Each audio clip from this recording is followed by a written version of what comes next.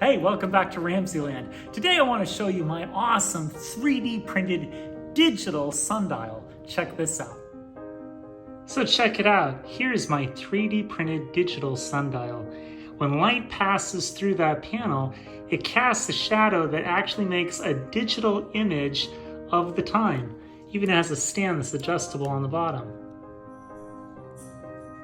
Here's the shadow that was projected this morning at 11:20. You can definitely see it's very clearly casted right here in my living room.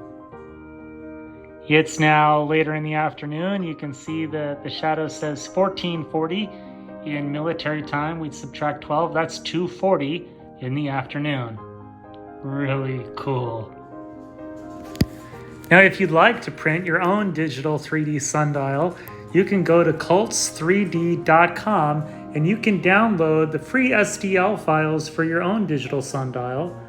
And right over here, you can see the panel.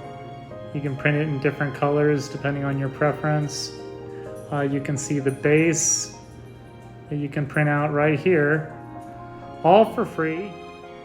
Here's one of the 3D printers that we like to use. And over here, there's another one in the corner. Well, I hope you enjoyed today's edition of RamZland, and I'll see you next time.